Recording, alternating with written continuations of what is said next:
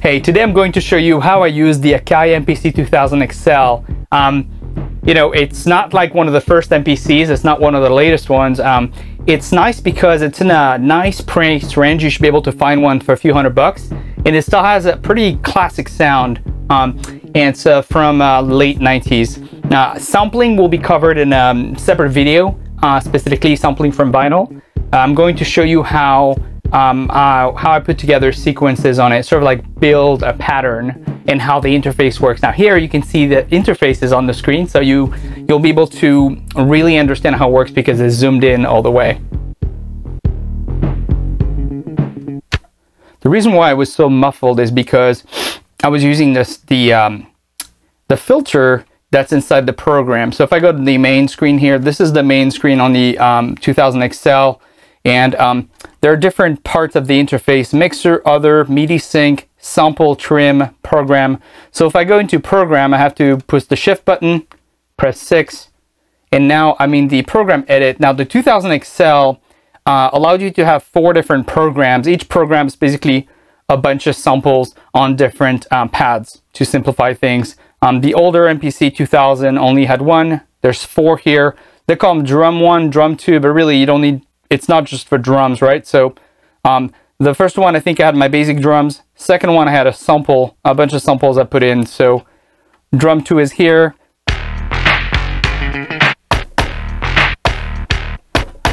You can hear that, right? So there's a bunch of samples.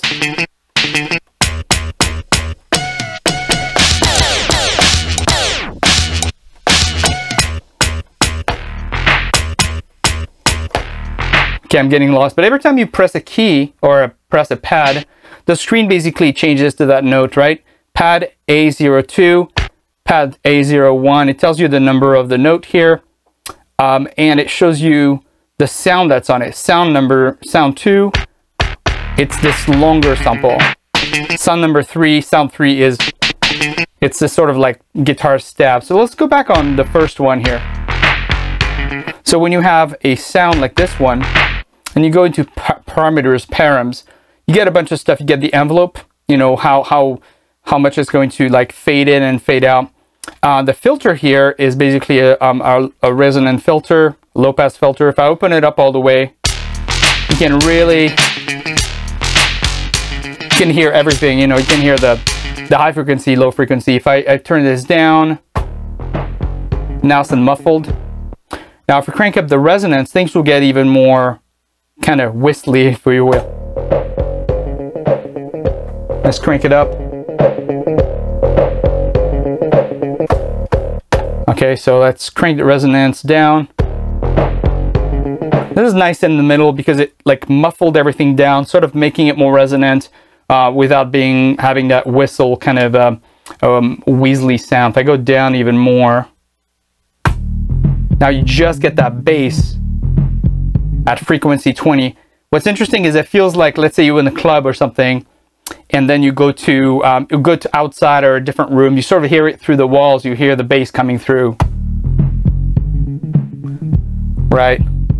Now, I can make a sequence keeping it that way. I'm going to crank it up a little bit to 30 so you can hear it better. All right, let's go back to the main screen now. I have a sequence that's already built. I'm going to play with it. That sequence has 8 bars. You can see bars, 8 bars is 4x4 signature. Something interesting is if I go to the timing 116, there's a button called open window here. You click on that, and most of these parameters actually have a second window essentially. And when you go to you go back to the main one. If you go to timing 1/16, right? If you go to open window, now you basically get the swing setting, which I know you're very interested in because you can make music that has the swing in it, right? So there's a bunch of, you can shift the timing as well. You can move everything over by a little bit, and that's also really interesting. But I have a swing to 63. I can click duet if I wanted to. So basically this grabs that whole track and adds the swing, kind of like pastes it on the notes, moves all the notes so the swing is applied to them always after that. I'll close this, and I have a sequence in there. If I play it, you only hear the sample because there's a bunch of tracks. If I go to track minus here, track 1 is BD, bass drum. 2 is hi-hat, 3 is clap, 4 is open hat, 5 is the main sample, 6 is slap, 7 is slap. Now you can see I put names on things. It's like a pain to name tracks in there, but it allows you to understand what they look like. So on here you have a button called track mute. If I press track mute, now I get all my tracks in here, right? So I get main, slap. You can see main is the only one that's on. With the pads, I can turn them on and off like this. Now unused is just unused, so it doesn't matter. So I'm going to do something interesting. I'm going to turn on hi-hat, clap, and maybe the stab. And then I'm going to remove main. And if I press play, all right. So now you just hear these 3 things here. All right. I have a BD here. Boom, boom, boom. This is here. How about I remove the BD and now I'm at the main sound. All right.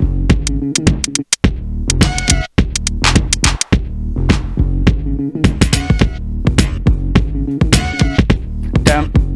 Damn. You hear that? Damn.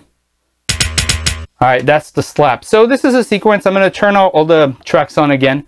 We're going to build one from scratch. I'm going to main menu here, and I can create a new sequence. So at the top it says sequence 01. Basically, you know, it's a pattern. It's a part of the song. It could be like the intro. Or this is how you could create a chorus, you know, bridge.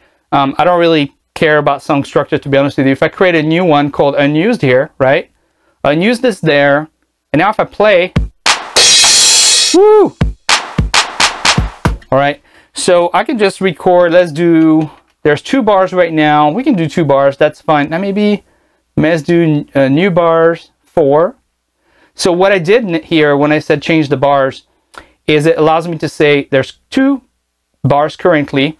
I can make it new bars 4. Pressing do it will add blank bars after the last bar. It's pretty easy to understand, right? If I do that, now it's 4 bars. It's 120 tempo. I had it 105 before. I went back to the first one, so I'm gonna do 105 as well. I think I set that up because of the it worked well with the sample. All right, so now, all right, that one's a little loud here. Woo! All right, now you can hear I have this samples that come from the TR-909, right? If I go into, that's one of my programs essentially. If I drum 2, I can see my new program, which has have my other sounds. So I have 2 different like sets of sounds essentially. I'm gonna do let's do that.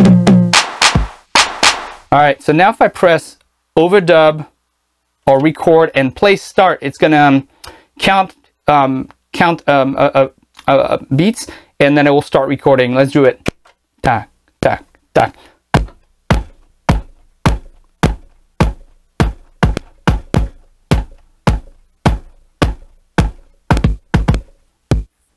So now it's doing it. It just plays it. So as you can see, it put everything on the 1/16. It just kind of quantized everything. I played a little bit of messy, you know, timing, and now it's just 4 to the floor with a little bit of stuff in the end. If I want to record something else now, I'll press stop so that the undo button would undo only that part. I love the undo button, right? It's very important. Click undo and it's gone. I'm going to add a new track. There's a track plus and minus here. Track plus, now it says unused.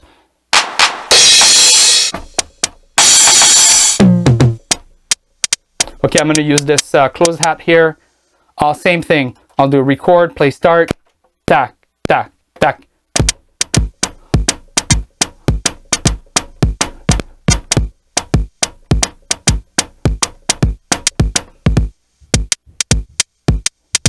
Okay, now it's going. It's got that little like, it's played differently than I played it. I was very messy when I recorded it, right? So, okay, that's good. Now on track 3, I'm gonna use another my second kind of like set of samples.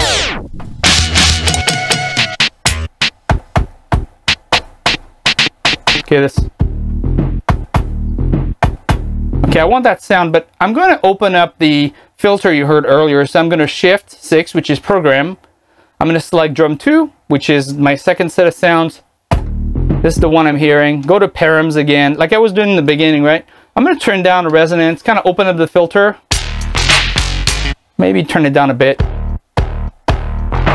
All right, so now go back to main. As you can see, it is kind of a pain because you have to press shift and remember which one's which. And then the screen has a ton of information. This thing's like an inch by whatever, 4 inches, 5 inches. But you learn it over time, right? You get this like muscle memory coming in. So I'm gonna record. Okay, let's do overdubs, play start, tack, tack, tack.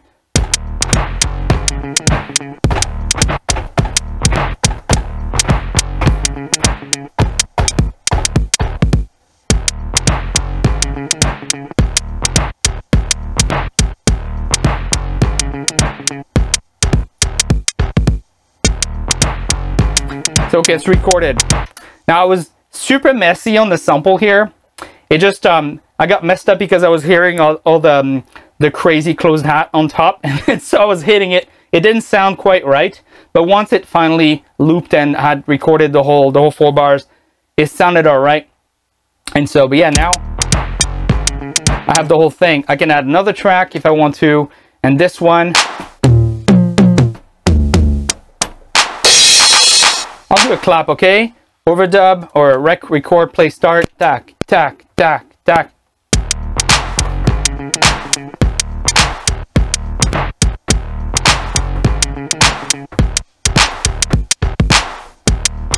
All right. Now, if I wanted to redo this, I could say undo sequence. Undo only works once. You can't like undo a bunch of actions that you did. But there you go. Okay, one last thing. When you go to track mute now, it's a complete pain in the neck. Even if I go and hide all the tracks that weren't used, I have 4 tracks in this new sequence that we built together. They're named track 1, 2, 3, 4. I have no idea what they are, right? So if I go back to main screen, highlight the name of the track here. I'll do to 1. I think that was the bass drum. Watch this. If I say open window, it shows me the track name. If I start pushing buttons here, it goes into this name view here. Now it's kind of a pain, right? Watch this. You have to say, okay, what if it's bass drum? I go back to I have to find B, A, or if I want to do B actually on the keys here. Sorry, on the pads, it says A, B, C, D, E, F, G, H. So watch this. I can say tap twice A, B, and I get B. Go to the right. Type twice the B, the second one, it says D, right? So now BD, if I want to just do that, I can then press space up there. There's a 16 levels button. It says space underneath. There you go, press enter. Now I name my track. If I go to track mute, it's named. And so if I press play, I can then remove bass drum. Bass drum again. Boom, boom, boom. All right. Now, this is basically how you build a sequence on the MPC 2000XL. It's pretty much how I do it. All right, now there's a lot more to the AKAI MPC 2000XL, of course. Main thing I didn't cover is sampling into the machine. It basically, you take a vinyl or anything, any kind of sound, or even you play an instrument, microphone with piano or something, and then you sample that into the memory, and then trim it. Basically take the whole thing, remove the beginning and the end, and use that. So it's like a clean sample of like a drum hit or maybe a whole melody. But what you can do also is select a piece of it, export them to a pad. It's basically go back and forth. It takes forever. There's no mouse keyboard. It's not a computer, but actually I don't mind. I don't mind repetition. I don't mind learning the muscle memory of it. And you know, it's a powerful machine. Actually, it's much more powerful than a lot of earlier machines that were in the market before, like the SP1200, which is my favorite instrument. Is the SP1200.